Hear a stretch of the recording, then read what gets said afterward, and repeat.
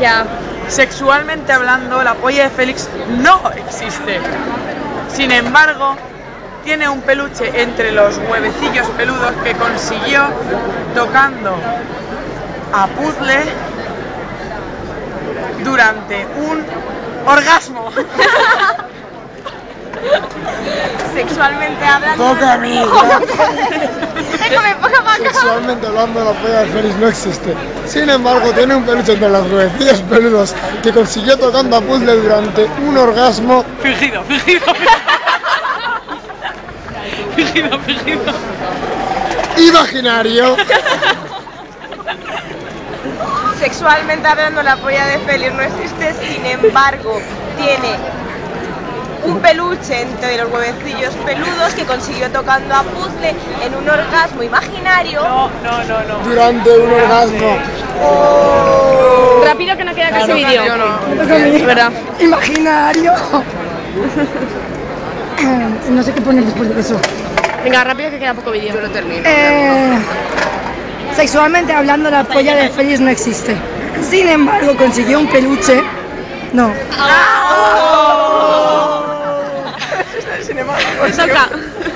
Sexualmente hablando, la polla de Félix no existe. Sin embargo, tiene un peluche entre los huevecillos peludos que consiguió tocando a Puzzle durante un orgasmo imaginario placentero.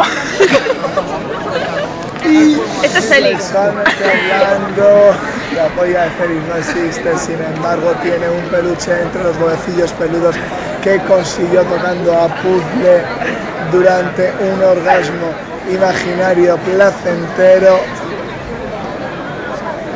y Sexualmente hablando, emocionante. Sexualmente hablando, la polla de Félix no existe. Sin embargo, tiene un peluche entre los huevecillos peludos que consiguió tocando a Puzzle en un... No, durante. Sexualmente ¿Quién ha hablando, dicho el la puto polla de durante? Félix no existe. Sin embargo, tiene un peluche entre los huevecillos peludos que consiguió tocando durante un orgasmo tocando a Puzzle durante. Quedamos tú y yo, Sofi. Quedan 40 segundos, corre. la frase. Sexualmente hablando, la polla de Félix no existe. Sin embargo, tiene un peluche entre No, eso ha parado. los huevecillos peludos Que consiguió que consiguió tocando a Puzzle durante un orgasmo imaginario placentero.